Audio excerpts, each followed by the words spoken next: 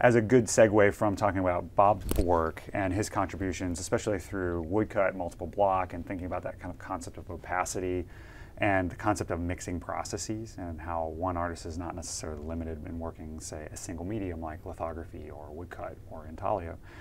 This print that we did at the workshop with Glen Baldridge is the next kind of evolution in thinking of that philosophy of Bob Blackburn's work of inclusiveness, the way things happen through collaboration. So this particular print, the artist is Glen Baldridge. It's entitled Here Come the Miracles. It, at first glance, is this unbelievably beautiful kind of pastel color range, and the text of okay and fine. It gives you this kind of calm aspect or a serene environment that you're working in. But conceptually for the artist, don't get too comfortable. Don't get too comfortable. That's right. You want to think of these as two abstracted fists, and these are like like knuckle tattoos, finger tattoos. Right. And this comes out of a tradition for political dissidents and Russian gulags of tattoos as a form of protest. Right. Everything is okay and fine so long as you maintain protest. And so this idea that it's the fist, it's the tattoos across the hand, and that's what's being as a form of protest, was an impetus for the print for the artist. And the color scheme was this beautiful sort of tapestry. So a lot of the political dissidents in these prisons were basically only warmed in the winter by woolen blankets that family members would smuggle in. And so you'd have these unbelievably beautiful woven fabrics that were being used by prisoners in horrible conditions. And so this is kind of that color scheme to reference that, and the striping being like bars. And so that's the first time I'm hearing that. It's every choice is so thoughtful. Exactly, and I think that's what we really talk about in printmaking. So because we have the ability to make more than one, all of the choices that you make mean more.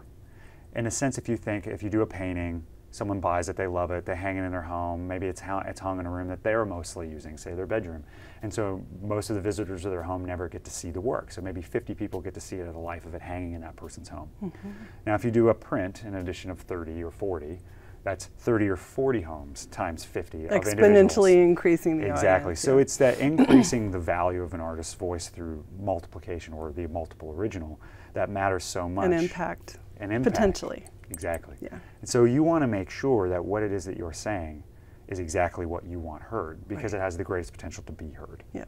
And so for an artist like Glen, we have the option through proofing, because of the process in and of itself, to test color, to test ways of working, to experiment throughout the process to make sure we get it exactly how he wants. So we did lots of color testing, lots of variations. The print in and of itself, imagine a long, thin strip of wood. Each of these color bars is a separate piece of wood. So it's 64 blocks. Exactly, it's kind of crazy. So, and they're all wiped like you would an etching. So we raised the grain. So we used a wire brush to raise the grain, the higher parts of the grain and lower. So the recesses in the wood we wiped like you would an etching, and then we rolled the secondary color. The grain is the intaglio holding the ink in the recessed area. And so all of this two-tone kind of quality to all of these is because it's been wiped and then rolled, and then they're all locked together. In a different color. In a different color. Right. So like in this case, it's the pink and the green. Yeah. And so we had a pattern, we had a format, so we have to create basically a jig, and everything is labeled, so we know what colors to wipe everything and what order to put everything back down in. And then everything is passed through the press. So it sounds simple enough, but there was about a 60% loss rate due to the fact that these are all individual boards, and maybe you get a crease out of the piece of paper because the paper starts to get down inside one of the little cracks and things like that. And so one of the aesthetic decisions we had to make was how much of a white edge you would want to show. And so we actually, originally it was made perfect. There was no white edge, but it was so tight that it didn't read as that kind of woven tapestry. Sure, sure. So we had to actually go back in and sand some of the edges to create some of those white gaps. To put that air to in get there. that volume. Yeah. Right, because otherwise it was kind of too perfect. Yeah. You know, so we needed a little bit more hand. What about the font choice? The font choice is an Old English script font, which was the font of choice of the protest tattoos. Okay. The Russian protest tattoos. And so authenticity. That was exactly. He's sticking to it, and the color scheme is directly from those tapestries. And he really likes the kind of reference to modernist American Minimalist Art, so like a kind of a play on Donald Judd. Donald Judd was famous for his unbelievably difficult woodcuts. And apparently we've maintained that with these. I think of this as being a kind of hallmark of a lot of your work, at least that is here in the library's collection, is this very fluent, sort of effortless looking result that's arrived at in a Byzantine, you know, just impossibly complicated way, you know, and this is something that you do brilliantly. This is a great example. Thank you, I appreciate that. But it can also be more simple. I mean, nothing here is simple on the table, actually. Yeah, I mean, I guess my philosophy as a printer really goes back to Bob Blackburn's, which is appropriate process for the appropriate outcome. Right, right. And because of a lot of the work of Bob Blackburn and other printers over time before me, this message required that language, that but we technique. had the tools in the toolbox. Right. So printmaking is an additive technology. So we don't dump the tools out of our toolbox in favor of the latest technology. Sure. We just add the latest technology and our box just gets bigger. And it starts with the idea, you said. And it always starts backwards from the idea. So when we think about Bob's approach being you're creating your own world, the conversation that I had with Glen about this particular print was him talking about the idea behind it and wanting to be able to show the wood grain but not necessarily sure how to get it to look the best. Asking, you know, what is possible? What would be the best way to come up with this sort of feeling? And so we started talking about processes, and we started talking about things that he was personally responding to material-wise, and we worked backwards from this idea to arrive at this particular image. Right. And so that's where we always start. So for me, it's about what do you want this to do and how do you want this to feel? Right. And then we start choosing the appropriate processes for the appropriate outcomes. So sometimes they get unbelievably complicated to make, but the goal is that you don't see any of these works as prints first. And this is another carryover from Bob too. It's that it's a work of art first that happens to be a print. So for me, when you approach the work, the first thing you say is like, oh, this is a woodcut, then I've kind of failed as a printer. I failed my artist. So if the first thing you say is like, wow, this is amazing. That isn't the primary point. It's not the primary point. It's not that it's unimportant, but it's what we want is people to respond to the work as the work itself first. Right. And then it becomes a supporting visually, detail. Message, aesthetic. Exactly. So if you think about Bob Blackburn's painterly prints, response. exactly like faux pas, if you look at that particular image, it's this gut emotional response. The first thing you think of is not printmaking. Right. First thing you think of is the work that's in front of you. Right. And I think that's really what I tried as the director of Bob's workshop, to continue that philosophy and to help other artists feel comfortable doing that as well. So that you're not making prints, you're making works of art that happen to be prints. Right. And you know, some people say that as a printer, they're like, isn't that sacrilegious? And I say, no, my job is to help an artist achieve their vision through the medium. And their vision is not the medium. Right. Their vision is something else. And to really be able to think about your audience in terms of, well, how is my work going to get into my audience's hands? How do I want them to experience that work? What do I want it to do for them over time? And so that's why when you think of the work that was produced in the workshop under Bob's tenure and the work that was produced under my stewardship of his workshop, it's always for about art nine first. years. Yeah, just about a little over 9 years. I was the director of the Robert Blackburn Printmaking Workshop, which is still going. It's a program of the Elizabeth Foundation for the Arts. Right. They were the organization that came in to help Bob when his workshop had closed in 2001, right. To help him close his workshop and reopen a new workshop in his own name. So what happened is the Printmaking Workshop ceased to exist as a legal entity in 2001 due to finances. Right. And so the Elizabeth Foundation, who Will Barnett was on their board, basically said to Bob, what we can do is open a new program of our foundation. You will be our artistic director to continue the legacy of your work. And that was what had happened, and Bob created the charter that he wanted the workshop. And had Bob still been alive in 2006 when I came, Bob would have been my advisor on the way in which I ran the workshop. And so the way in which I set up the function of the workshop was directly a carrying on of Bob's tradition and Bob's wishes. And so a lot of people talk to me about that. They're like, oh, the workshop it's so crazy because it serves about 8,500 people a year through a 4,000 square foot space in the middle of Manhattan. And that's carrying on the tradition. It's carrying on the tradition. So for me, everything was about how can we get printmaking in the hands of the greatest number of artists from the greatest diversity of backgrounds and perspectives. So age ranges, we had artists working who were 19 years old to 85 years old, or even when MF Hussain was in the studio, he was 96. So when you think about that, and also not just the most professional artists. So artists who are either dabbling, artists who are working on building a career, working towards that concept of professionalism, artists who are students, and artists who are at the top of the professional food chain of the art world, so to speak. So the idea is that all in the room no together, separation. Shoulder to shoulder. Exactly. And Bob really felt that one of the ways in which people had been discriminated against or their work had not been supported was requiring certain types of educational requirements to use the studio. Sure. And so some studios will say, well, you have to take a certain number of classes before you can use the studio. Bob always felt that that discriminated against individuals being able to have access. It was a form of or a possible way of doing that, and that it could discourage people from being as creatively free. So, and keeping true to tradition, anyone from anywhere can walk in the door and start working on prints in the workshop. And that's how stuff like this gets to be made. And so my reasoning for coming to the workshop was I was a master printer for Universal Limited Art Editions before coming to the Robert Blackburn Printmaking Workshop, just as Bob had done years ago. And my focus was to bring the most current private print shop professional technical information to the widest audience possible. Right. So what I was doing with our publishing platform at the Robert Blackburn Printmaking Workshop was helping to push the technical gamut of printmaking in the same space that any others would be working, so they get to actually learn how that's made too. Because a lot of individual printmakers who are making their own artwork in print without the collaboration of a printer, it can be very difficult to have access to all of that knowledge. Mm-hmm. So I've spent my life and career amassing this type of knowledge, and it does no good if it just stays in my brain. Right. And it does some good when I work with artists, but it does better good when you work in a way that exposes that information to others so that they can take the bits and pieces of any print being made and apply it to their own work. This is really getting to the heart of your way of being a master printer and also connecting with the history and Bob's legacy.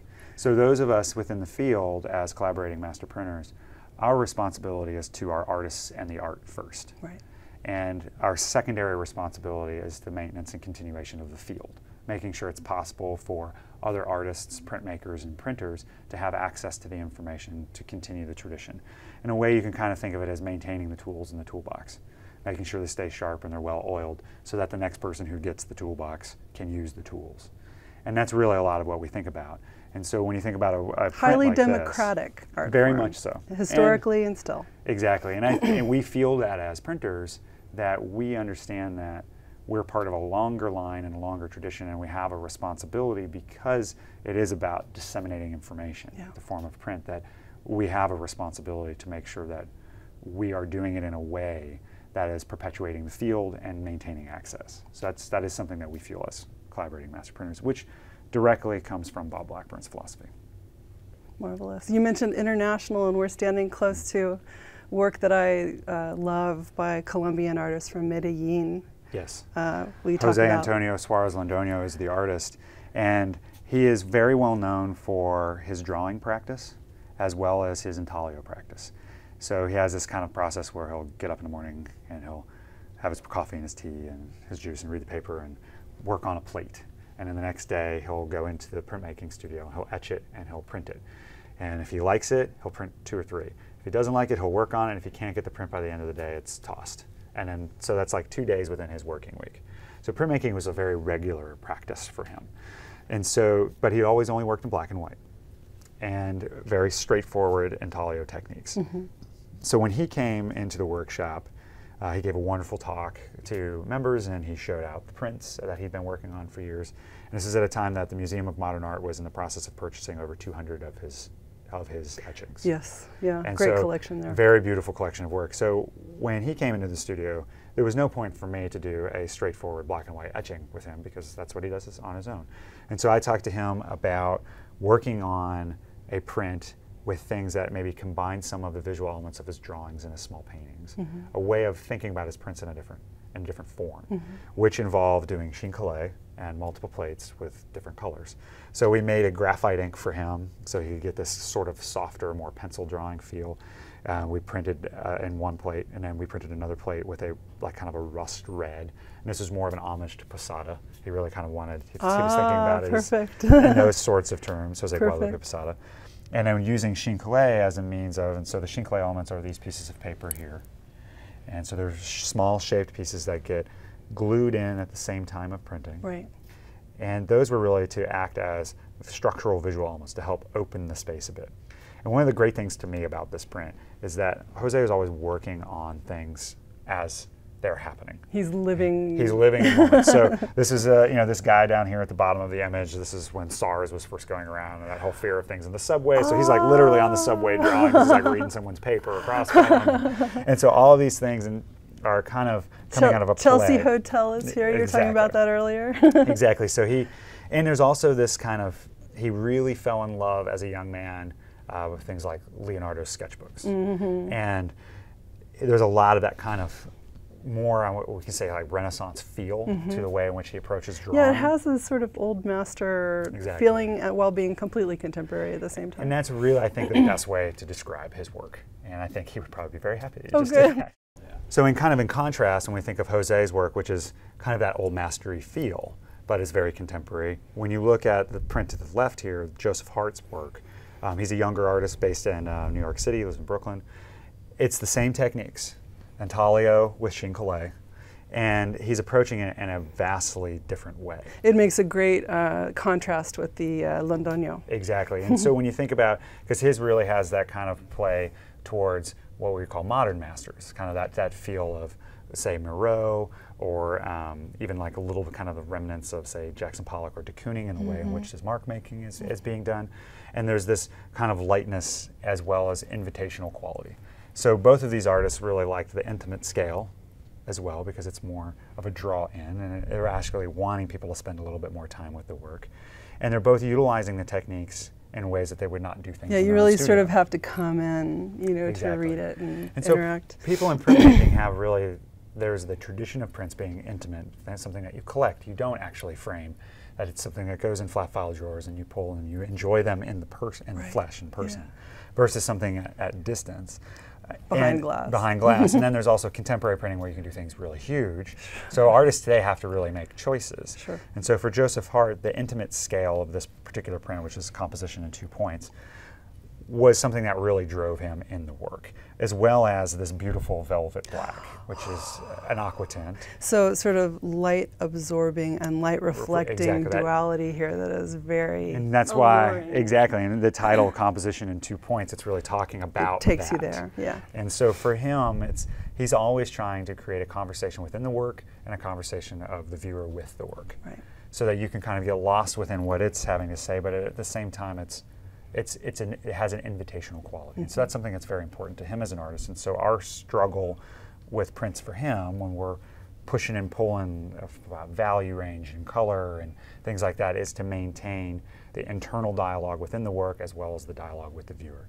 And the beautiful part about printmaking is that because you pull a proof between every time you change, there's no subjectivity of memory relative to your decision-making process. Right. You can't say, if it's painting, I paint over this part, was it better before You're tracking or after? The process. In this case, we have a printed record of every change, and so you can say, oh, it was better before, or this is better now. And I think because there's a printed record, it allows artists to have greater freedom.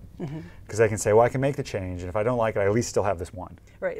Right? So you have a backup. And so I think in a lot of ways it can reduce some of that creative stress that will cause an artist to be a little bit more conservative in their development. And so printmaking is a medium where a lot of artists feel the most free and will actually go to expand their work ahead of their primary practice. So the artist Carroll Dunham, he's really famous for saying that his prints are about 4 years ahead of his paintings. Yeah. And it's because in his prints, it's paper. There's something about paper that it lightens people up. It makes you feel more free to think and experiment, and you can make changes in ways that are different. And it's that other aspect that we had talked about with you get to be the viewer of your own work. Because when it's flipped over and it's now shown to you, because you've had to work on it backwards, you're seeing it new for the first time, just like your audience. And so for a lot of artists, and I know that that's the case for Joe, that working in prints really helps you see your work in this other way, and it feeds your main studio practice. Thinking in these different dimensions. Exactly. And, yeah. And so it's wonderful to have this kind of contrast of something that's far more representational, far more abstract, and so you can see that the process in and of itself does not dictate the visual outcome. It's the artist's hand that does, and neither does the printer, especially if we talk about this print by David Ambrose, which is an etching as well. It's a combination of line etching, spit bite, drilled holes in the plate, so all the white dots are drilled holes in the plate. Looks very much like a sort of a map and a constellation, and if you look at the back of this print, which I won't attempt to do right now, you can really see the relief from the perforation. Exactly. So what the idea is, the artist, he would pierce paper a lot. And so he kind of wanted to have a similar feel to that. But in this case, because you're piercing the plate, not the paper, that means you get the raised dot, which in a sense is kind of like Braille. So your analogy of a map is he really wanted the print to have that sort of tactile quality, almost a way of finding your way around.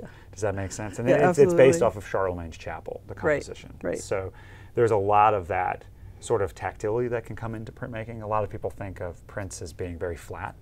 As a printer, we think of printmaking as being sculpture, in the sense that, or a sculptural approach to making work, in the sense that sculptors are known for, you put things together, you take things apart, you put them back together in a different order. You can move the arm of the figure up, or you can take it off and move it down, or you can just cut it off completely. That's the approach to printmaking. We make different plates, you make changes to things move around. It has a different physical approach because you're working on physical matrices. It just so happens to have what I refer to as an extremely low relief output in the form of a two-dimensional print. And so occasionally you get prints that have a little bit higher relief, like this particular one that has that tactile quality. But in terms of prints with things like Shing, which is kind of a nice way to segue to Speaking the of sculptors. Speaking of sculptors and tactility, this print by Chakaia Booker is a combination of woodcuts printed on different papers that are then Shing-collated together, and which is different than collage, and I'll be very specific about making I was that at your distinction. studio while you were working on this one. And I have images of the process with all the push pins. Exactly. So what we would do for Chakaia Booker is she would carve wood blocks. We would print those in black ink or white ink on different papers, very thin Asian papers from Japan, Thailand, China, things like that. And some of them are handmade, some are machine made. And then we coat them with a water reconstitutable glue, methyl cellulose, and then give them back to her. And she would start cutting them out and finding the parts that she really liked and composing them in different ways, and she would hold them down with little push pins.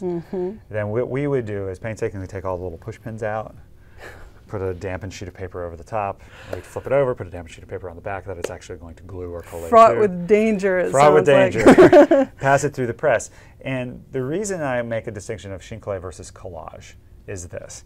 Collage is really about stacking pieces of paper, and it's more about coverage. So, and there's a opacity to collage that is not present in Shing-collated. Shing-collated, because of the nature of the process, the dampness of the paper and the wetness of the glue, it opens the fibers of the paper and actually pulls them into one another. So it's more about transparency. And merging. And merging. And it actually is becoming one piece of paper now. Methyl cellulose is a common sizing for paper, of the production of the paper that this is actually adhered to. And so when you look at the image and you can start to see through to the layers below.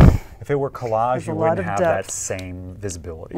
And so we actually pass this through the press, continue over and over and over until it reaches the transparency that Chakaia believes is the best.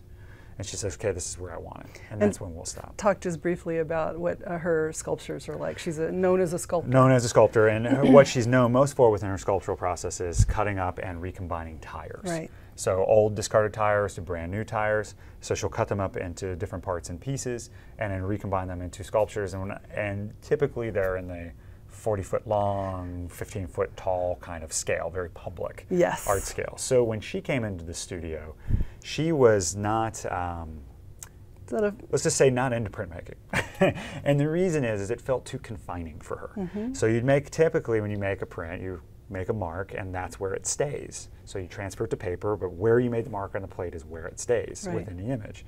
That's too confining. It's too confining. Well, she said it was too static. Yeah. And she wanted to be able to liberate the marks, to have them be more dynamic. And so when you start to think of her woodcuts in relation to Bob Blackburn's woodcuts, how he was mixing and matching different parts and pieces, you use a block and turn it and rotate it, that's kind of the early step of where we then get to with Chakaia's work, which is saying just because it's printed on this spot doesn't mean it has to stay there. So she would cut it out of the print. We'd maybe print that element 4 or 5 or 6 times. So when you look at the dots around the border, those are printed several layers of different pieces of paper, so she could use that mark over and over and over. It allowed her to basically create like tire treads or patterns. And so she got to work in the same conceptual focus that she does with her sculptures in print. The color is very different here. And the color is very different. And the beautiful part about colors, her early work was very colorful. And a lot of people don't know that her early work was also textile based. And so for her, pattern and color is something that she's very known for. And it's something for her, that's she as a person is very colorful and very oriented in her dress. And so when she was working in the studio originally, this is back in 2009, she saw the artist M.F. Hussain working, who's a prominent artist from India, who is at the time, I believe, was 94 or 92 when he was working when they were overlapping in the studio. And he was doing these beautiful lithographs with bright colored chine papers interjected into the images. And she struck up a conversation with him, and they were talking about their work and different approaches and things. And after he had left, he had gone to Dubai where they were working on building a museum in his honor. She asked me, she said, "Is there any of that colored paper left?" And so that's how we started working on color, and it came back into her work. And so it's one of That's such a printmaking workshop kind of story. Exactly. That artists, and they're both very well established, very well known artists that are learning from one another. And I think you kind of can't describe or think of other situations where that happens to artists on a regular basis outside of environments like this. And they're so rare for artists, especially at their stature, to be able to have those types of experiences. And so for her, this composition, took, say, a month and a half to realize. This we actually ended up editioning solely because it was possible, because each element of it is printed. But we have to reverse engineer, and this is a great illustration of creating a world versus recreating the world. So she had parts and pieces, big pieces of paper that she's cutting small pieces off, and ends up with this as the final image. So we have to work backwards from that. To that edition. So we have to figure out what block it came from, what paper Construct, it was on. deconstruct. Exactly. And so it can take a couple of weeks to actually get it prepared to then start thinking about editioning. And so we've only ever editioned a few of her works because of the complicated nature of that. And at the same time, we're editioning because we want to make some of her work more affordable and more accessible, because the larger, unique pieces are much, much more expensive, and the sculptures are obviously even more expensive. And so this prints was a way for her to allow people who really loved and supported her work, but either didn't have the space for a sculpture or didn't have the financial means to support her career at that level, but to be able to support her through print. And to easily bring it into a public collection like ours. Exactly, because one of her large sculptures would be this whole room.